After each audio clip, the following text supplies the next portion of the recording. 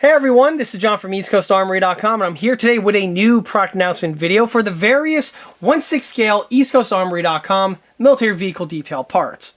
In this video, there's going to be a bunch of new parts that have been added to the catalog, and we'll be going over them as the video progresses. So without further ado, let's go ahead and kick this one off. But before I do, I just want to mention that all of the detail parts that are mentioned in this video are found on the EastCoastArmory.com catalog pages, and the direct links to all said pages can be found in the video description listed below.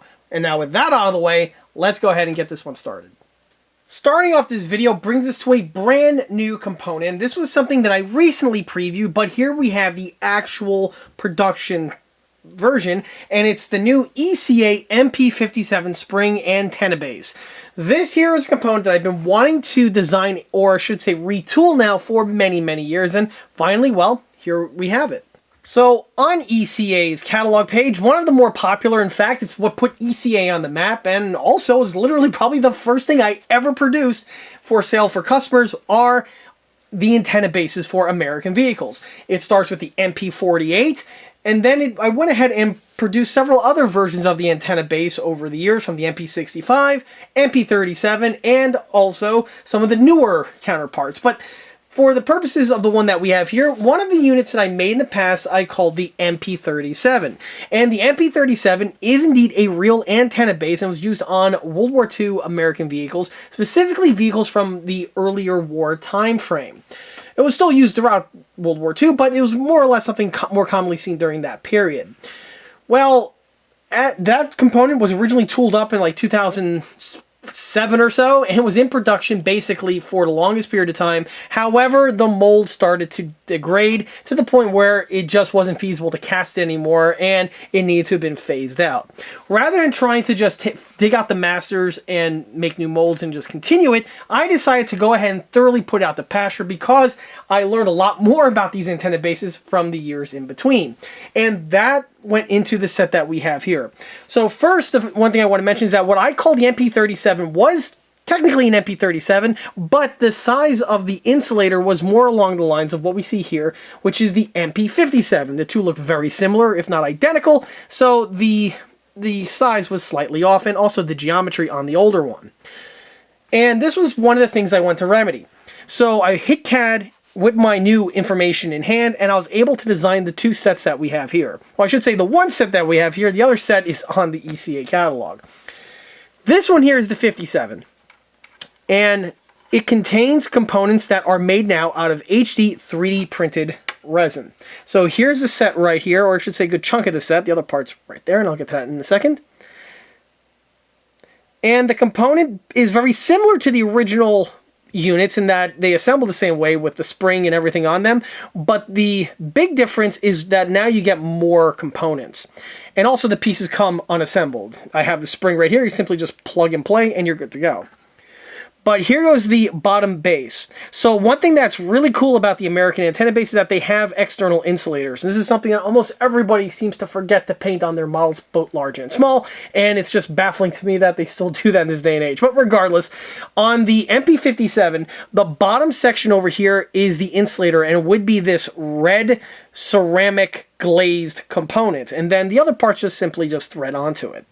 Well, here you get to see the outer portion, and we have the appropriate shape here of the insulator, as you can see. And we also have the mid section over here, as well as the stem that the spring connects to. On the top portion, we have the piece right here. It's got all of the appropriate detailing in place. The piece is printed hollow, as you can see, so it's ready for the antenna wire straight out of the box. However, I didn't stop there. What I went ahead and did was I was able to tool up the other components that would just not be doable in the older format. So I already mentioned the top section right here, or I should say the part that would stick above the tank. But if you're mounting this on a soft skin vehicle, be it a Jeep, a Dodge, or a Deuce and a Half, you need to have the under detailing as well. And on these units, the top portion is just half the insulator. The other half is on the bottom, and that's all sandwiched together in between the bracket. And we have the bottom insulator right here. So here you can see the bottom insulator come into focus. And it is thoroughly detailed with all of the fittings that I could possibly design. So it's got it has the appropriate shape. It has the 2 lock fasteners. They're these thin little nuts, and you can see they're staggered exactly as per the real unit. And in case anyone is wondering, I also have the bracket that this gets secured to on a soft skin vehicle like a Jeep or a Deuce and a Half, and that's the topic of another product announcement video that I did a little while ago. But as you can see, it's all meant to work with one another. However, I didn't stop there. What I went ahead and did was I was able to tool up the other components that would just not be doable in the older format. So I already mentioned the top section right here, or I should say the part that would stick above the tank. But if you're mounting this on a soft skin vehicle, be it a Jeep, a Dodge, or a Deuce and a Half, you need to have the under detailing as well. And on these units, the top portion is just half the insulator. The other half is on the bottom, and that's all sandwiched together in between the bracket. And we have the bottom insulator right here. So here you can see the bottom insulator come into focus. And it is thoroughly detailed with all of the fittings that I could possibly design. So it's got it has the appropriate shape. It has the 2 lock fasteners. They're these thin little nuts, and you can see they're staggered exactly as per the real unit. And in case anyone is wondering, I also have the bracket that this gets secured to on a soft skin vehicle like a Jeep or a Deuce and a Half, and that's the topic of another product announcement video that I did a little while ago. But as you can see, it's all meant to work with one another. And also, as some more why not detailing, you can see the other fittings that we have here. And we have 2 types of fittings. We have this unit that looks like a plug right there. And then we have this unit that looks like just a standard fastener. And these actually serve a function. Starting with this interestingly shaped plug, this here would actually go on the bottom portion of the stem. The stem is hollow, and there's a hole on the bottom, and this would connect to that. This, again, is if you're going to be rendering this on a soft skin vehicle, you need to have this detailing in place. The other component here is a hex bolt, and the hex bolt's just used to top off this guy if the antenna is not fitted. However, as you can see, the antenna is also supplied. The antenna is literally the same exact old school one I've been producing for over 15 years at this point, and it's one of those things where if it isn't broke, don't fix it. As for the antenna, it just simply slides into this guy right over here, and presto, you have the appropriate detailing. But you want to render it without, you just simply snip off that little hex nut, drop that guy right on top, and huzzah, now you're rendering it with the antenna not fitted in place. If you, by the way, are just securing this to a tank, like a Sherman or something along those lines, you would then omit the bottom detailing. You just simply plug this in, and you have this section sticking up like you see. Also, as an addition for supplying all the components I mentioned, because I had the room, and also with knowing the hobby as well as I do, and the propensity of things getting just broken or lost or things like that, you know, stuff can happen, and if it does, you have some backup. So you'll notice you have duplicates of each of these components that I just referenced. So you have plenty on hand in order to get the job done, whichever way you deem fit. Of course, the one last thing to mention is the spring. The spring is the most important part of a spring antenna base, and here we have the spring right here. It's just your typical metal spring, cut the shape, the ends are ground, so this thing is ready for installation right from the get-go. So if I go ahead and thread this guy on, the piece will look just like this. In fact, screw it, since it was so easy to do, I might as well just say, if you buy these from ECA, yeah, I'll just go ahead and pre-spring them for you because, well, why not? It's really, really easy to do, and doesn't take any time. But, as you can see, the part here simply just slides in, and now you have a complete MP-37. Also, one of these guys here cracked off during the installation of the spring. No biggie. I'm just going to go ahead and top that bad boy off, and now you see what it looks like with the antenna not fitted in place. As for the functionality, that is exactly the same as the old school cast resin counterparts. As I mentioned before, the MP-37 is slightly different than this unit over here, and as I mentioned before, I went ahead and tooled up that variant as well. That one is also listed on the ECA catalog. I'll throw a quick thumbnail of it on screen now so you get to see the difference, and you can really see exactly how much larger the bottom UFO-shaped insulator is compared to the 57. But either way, 57, 37, 48 with the soft skin, or I should say the external insulators, and not to mention the MP-65. If you're looking for 1/6 scale antenna bases for US armored vehicles, ECA is definitely your go-to. Moving along takes us to the next new detail component. And this is a component here that I teased in a recent video on one of my 1/6 scale jumbo Sherman project update videos that I posted a little while ago. And by the way, as a quick side note, in case anyone's wondering, no, that project is far from dead or abandoned. I'm currently researching, developing, and manufacturing new suspension components, and that takes a little bit of time to get everything right. And as soon as I have something, I definitely will have a proper update for that project posted in probably the early springtime. So that is something definitely to look forward to. But back to the component that we have here. This here is the late production M4A3 rear tow hitch mount bracket. And specifically, the unit that we have here is a production sample. So one thing that's really cool, and it's also a bit confusing out there for working on Shermans, is just how many different options and different types of variations there are for each individual component. Can get a bit confusing, specifically if you're new to Shermans and you're just not that keyed into it. However, when it comes to specifically the M4A3, there were really two patterns of tow hitch mounts. The first unit was just a simple steel bracket that was bent to shape and welded to the rear of the hull. And then as the years went on, and then the years that came after World War II specifically, there were some extra bits of equipment added to the part, and that is the variant that we have right here. This component was something that I had some extremely excellent resources on, namely photographs I took myself personally from a real M4A3 that had this component still present, and I was able to transmit all of that information to the component that we have here on the table. So the component first is made out of 3D print, specifically the white nylon material, and you'll see it is a multi-piece assembly. As for the piece itself, it is a simple drop-in installation where the welds are already pre-printed onto the appropriate locations, and the piece does have the appropriate shape and geometry. The piece does have the hole integrally printed out here, so you could affix on a tow hitch of one flavor or another. Either the ECA one that is HD 3D printed, or some other options that are on the market, namely the ones from Armor Packs. I'll give them a quick shout out.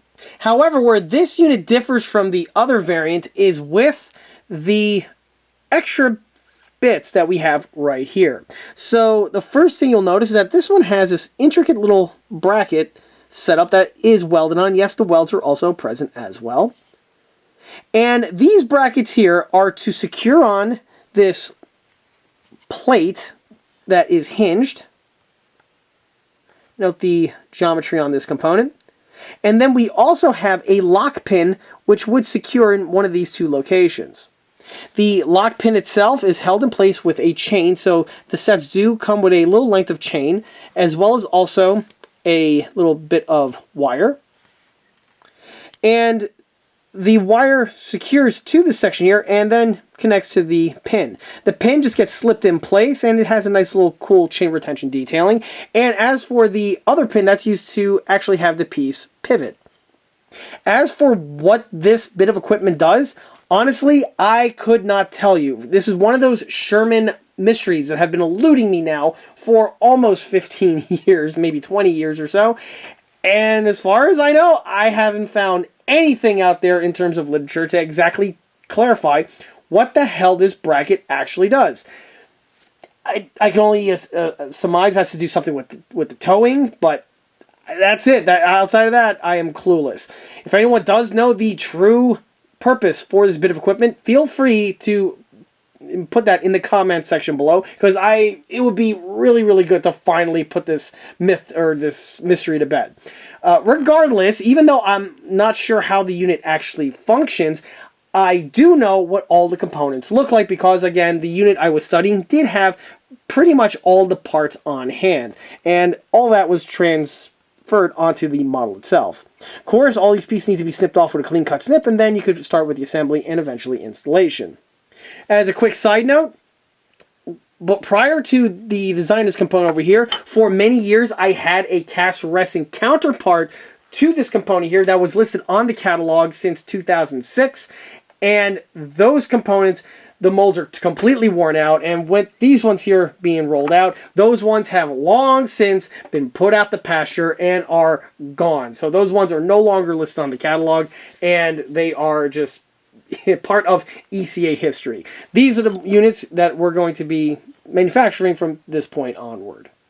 Also, as a quick compare and contrast, here we have the jumbo model, and here's the tow hitch that I was referring to before. This is the other pattern without the brackets and the chain and all that other good stuff, and here we have the new unit here in comparison. Outside of the bracketing and the other bits of equipment, the units are identical for one another, and I just basically added upon this CAD file here to get the parts found on this one.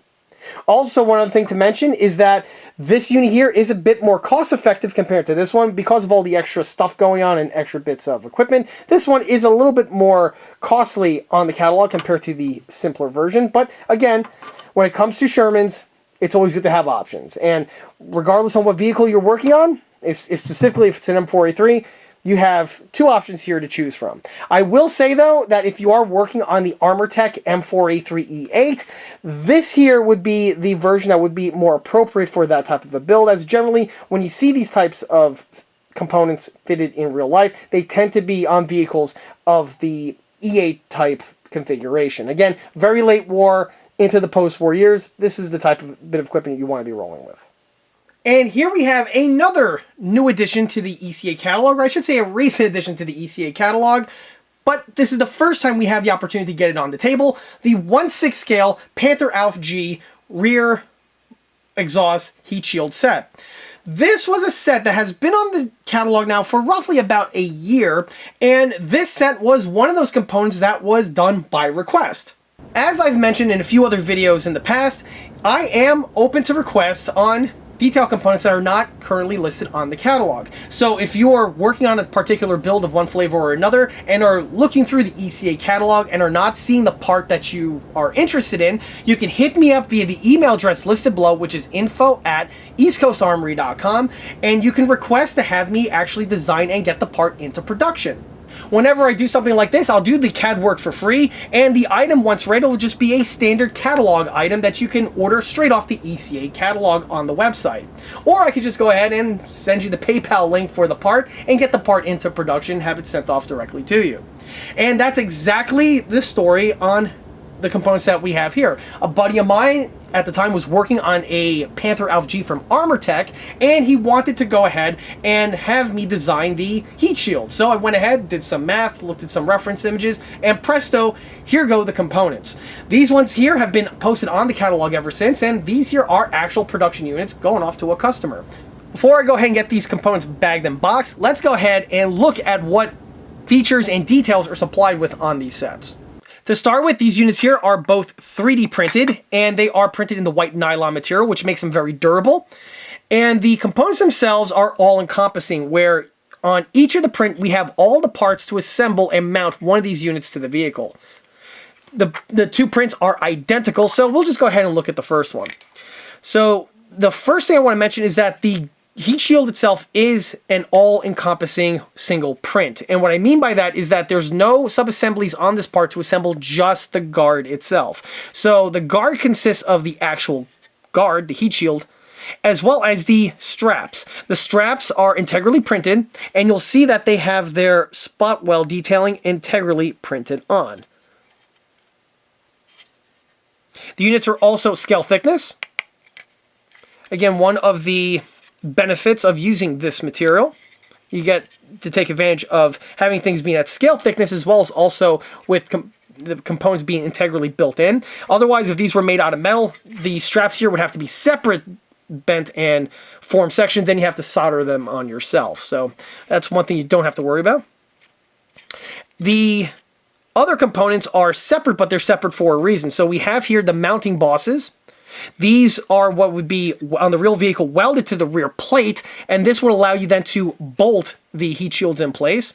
The welding bosses are again fully detailed with the correct geometry, and they have their weld bead detailing present as well. They are printed hollow, as you can see. And this is so that you can go ahead and secure the unit place with the fastener. The fastener is also, again, integrally 3D printed, and it is to scale. And it just slides into this section over here. The tolerances are probably going to be very tight, so you're going to have to probably just go up and down the intersection here with a small drill bit on a pin vise, just to open them up slightly so the fastener can slip into place, allowing for the adhesives to hold. Also, if you don't want to use the molded in, or I should say the integrally printed fastener, you could probably swap these out with some scale brass fasteners, and then you could bolt it onto the inside with a nut of one flavor or another. So that's why the option, again, is available. But from the get-go, the fasteners are printed. As I mentioned before, the other unit is identical. And these units here are ready for shipping. Needless to say, these components here are listed on the ECA Panther catalog page, and the sets are sold in a pair. So with one set, you get the 2 units that we have right here, enough to equip one Panther tank. Here we have 2 other items that have been on the catalog for a little while now. However, this is the first time I got a chance to bring them on camera, and also the configuration that we have here is the current production configuration of these 2 items. What we have here is the US Heavy AFV tow hitch, and you'll notice that there are 2 variants that are available. One variant is with a longer stem and includes an extra bit of equipment that I'll go over in a minute, and the other one is shorter. And there's a reason for this. First off, I just want to say that these items here have been on the catalog for about 2 or 3 years at this point, and they are fairly popular. These components here originally retired and replaced the same exact component, but that version was made in cast resin, and this one here is 3D print. The 3D print is an HD 3D printing, and just like the original one, it is fully functional. So if I just grab this one over here, and you could see it up closer in light. So first, the unit is completely detailed, and this thing again was using references from real examples that I had really good photographs of. To open the component, as you can see, it's locked in the locked position, and to open it, you basically work it like the real one, where you pop this section up here, and then the unit flips open, and then you could utilize the hitch. What's interesting about the ECA piece is that, unlike the cast resin one, which was a mosaic of components that you had to puzzle together and assemble into the shape and get the piece built, the new counterparts here are all a single, yes, I repeat, a single 3D print. So no assembly is required to get the hinge feature. What you see is exactly how it comes out of the bag from the printer. The unit is all fully functional, and again, everything is 3D printed in this format, and it just goes to show you just how awesome this technology really is. So, as I mentioned before, there are a few more accessories that are supplied with the hitch, so it's not just the hitch itself. On the rear portion of the printing, we have here a capsule nut. Hopefully it comes out in focus, and you get to see the detailing on this component in better light. The purpose of this little component is that you snip it off of the little sprue right over there, and then this gets secured on the stem over here, depending on the mount and the fitting situation that you're going to be utilizing it for. So let's just go ahead and start with the one on the right. This one here is the version that's designed for use on tanks. That's why it has the smaller stem. It still has the exact same castle nut, and it also has the same functionality as I mentioned before, as well as the external detailing that's found on the component. The other thing to mention is with the other components that we have here on the table. Now, both of the sets have basically the same components, with the exception of this piece here that I'll get to in a second. On the travel lock, or Freudian slip, my bad, on the tow hitch, we have here the following metal bits. First is a small little length of chain. The second is a piece of thin wire. And the third, and technically fourth, are 2 little metal eyelets. The purpose of the eyelets is that on the real unit, there would actually be a safety chain that would go into this small little hole over here. And when the unit is in operation, you would pin this thing in place, and this would just prevent this thing from jiggling itself open when the vehicle's in operation. When it comes time to actually use it, you pull the pin, and then you could go ahead and open up the hitch as you need to do. The chain is retained by another eyelet that's found right over here. Now, you know, I do have the little holes present in place. The holes do need to be drilled out slightly with a pin vise in order to get the pieces to fit in. However, it's something that is relatively easily done, specifically with a micro bit and a pin vise. Or a Dremel. Either one should work just fine. The shorter eyelet that we have here, this is to give you the detailing for the mount, and would go on this section right over here. And the longer eyelet just gives you the detailing for the retention pin. Obviously, the chain connects the two together, and the little thin wire over here is used to just twist onto the chain, and it holds everything in place. The unit on the left-hand side contains all the same exact components, but it also gives you a spring. The purpose of the spring is, from what I've seen on American half-tracks, and I believe trucks are the same way, if I'm not mistaken, there would be a spring to act like a shock absorber, and it would be found in this section over here, and it would be secured on the rear portion of the frame, and then this castle nut here secures everything in place. The idea is that if you're pulling on something, you have a little bit of spring bounce to it, again, to act as a slight shock absorber. The spring is only supplied with the soft skin version of these sets. As I mentioned before, these two are the current production versions. For the longest period of time, the component was produced in this format, and here I have one of the older units still on hand. This here is printed in the original HD material, and sadly, this material is no longer being offered by the printer. Instead, they went with the opaque stuff. One thing that's really cool, though, about the translucent stuff is that you really get to see how the unit actually functions, and that's kind of cool. It has like a nice X-ray view to it. So here's the locking mechanism right here. It butts up against the shelf on the mount itself, securing it in place. And then when you open it, it clears and it allows you to swing it open. On the real one, you could actually close it like this, and it would make contact with this rear shelf over here, and this would keep it in the open position and prevent it from falling down, potentially slamming on your hand, which, yeah, that wouldn't be a good thing. This one here I'm probably going to utilize on one of my own builds, or, just keep it, just use as an X-ray, because it is kind of cool in that format, but that remains to be seen. That's neither here nor there. But regardless, here go the current production units right here, as you can see on the table. Here we have another somewhat new item, and the reason why I say it is because I have brought some of these sets on table in the past before, but here we have them in a slightly different flavor. So what we have here are the ECA Premium US AFV periscope sets, and what this involves is we have the periscope base as well as also a brush guard. All the components are 3D printed, including the brush guards.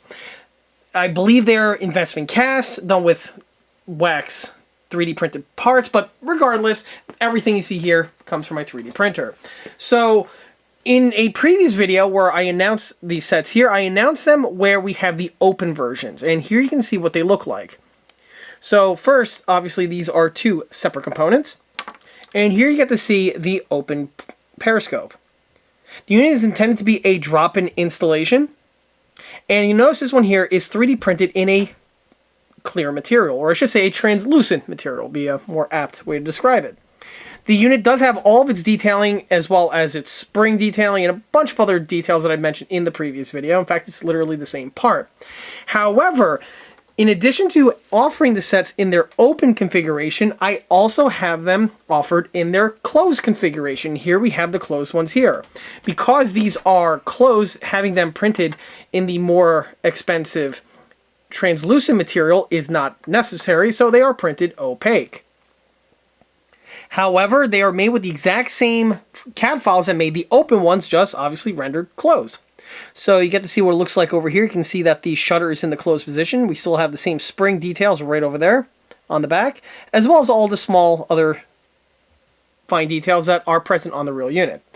Of course, the brush guard drops directly in place as it did before. And voila, you now have your complete set.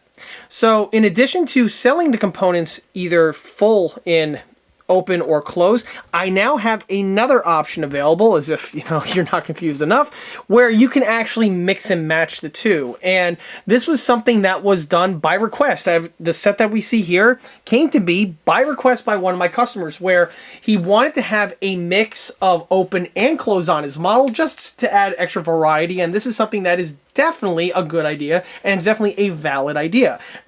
Many times, not all the periscopes are open, and also not all of them are closed. So if you want to add a little bit of extra flavor or extra spice to the build, you could roll with them in this format.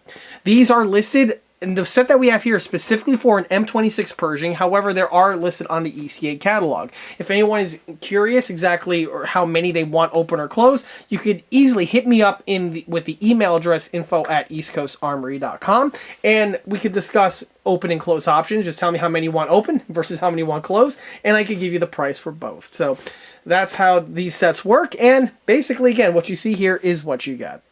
The last new item to mention in this video are the set that we have here. This here is the 1/6 scale 3D printed World War II pattern jerry can holder set. This should be familiar to anyone who's been watching the channel previously, because in the past I had a set similar to this, but that was the post-World War II version of the jerry can holders. The ones that we have here are the World War II counterparts, and there are some differences between the two, and I'll go over them momentarily. However, as you can see on the table here, we have all the parts required to assemble two of these units. We have the holders themselves, we have the 3D printed buckles, we have some metal hardware, and we also have some nylon webbing. Looking at the holder itself, just like with the post-World War II one, I tried to put as much detailing and accuracy into these parts as humanly possible. And you can see that with all of the embossings, as well as also with the way everything is bent, and on the real one would be stamped to shape. And all that was transported into the 3D printed counterpart. Just like the real unit, you have the option to mount it to the back portion over here with these standoff lugs, or directly to the bottom portion with the 4 fasteners in this location.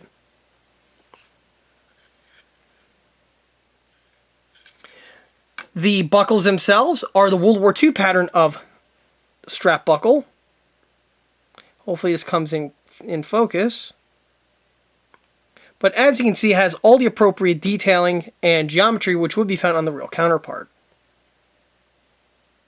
The piece is integrally printed, it is non-functional, but it's there to help secure everything in place with the use of tension. Of course, metal hardware just used to bolt these items to whatever vehicle you deem fit. And then the webbing over here is this olive green ribbon. It's ready to go from the get-go. You just assemble it onto the buckle, and then you could strap the jerry can in place. Just like with the other units, these are intended, or I should say are scaled to the Dragon spec version of the jerry can, as well as also the ECA 3D printed jerry cans that have also been mentioned on this channel in the past. One thing about the webbing, currently you can see that the sets are being offered with the olive green webbing.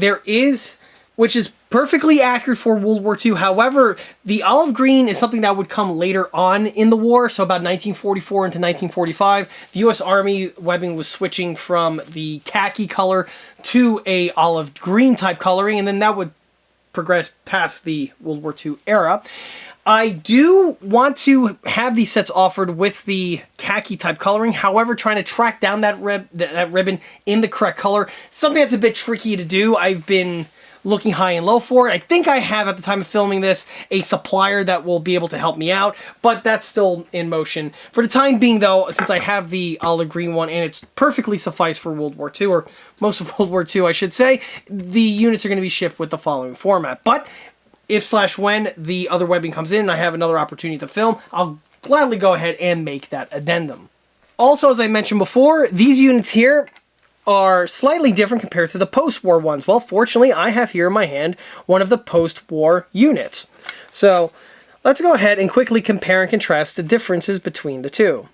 So on the World War II unit, again, both units were made from a single, or I should say a 2-part steel stamping. No, it was actually a single steel stamping, my mistake, and it was literally just pressed and formed and then spot welded into the shape that we have here. The World War II one, the units connect on the bottom portion of the can holder, and because of that we have this embossed crimp found in this little section over here. This is so that the bottom stays as flush as possible, and with these tabs on the bottom it isn't going to have the piece sit up. The inside is clean and clear of any sort of tabs, as you can see. Then in the post-war era they decided to revise this design. I guess the addition of these embossed stampings over here was a problem of one reason or another, so they went ahead and revised it to the version that we have here. And this one, you'll notice that the bottom is completely flat. There are absolutely no embossings whatsoever. However, the tabs are now found on the inside, as you can see right from here. These just press, bent, and then spot welded in place. With this design here, you now have some tabs on the inside, so technically the can theoretically be hitting these obstructions and probably cause it not to sit right. However, obviously it's not something that's that much of a problem because it gets strapped in anyway, and since this design has stuck around for, I don't know, 60, maybe 70 plus years, I don't see it changing anytime soon. But regardless, here you have to see both examples of the ECA units, be it World War II or post-World War II. The other difference also, by the way, is the buckle itself. In addition to the webbing material, which can go either way, here we have the World War II buckle, and this here was changed in the post-war era to this buckle, which has a bigger spring latch mechanism to it. It's also a bit bigger in size, oddly enough, but regardless, they both work just as well.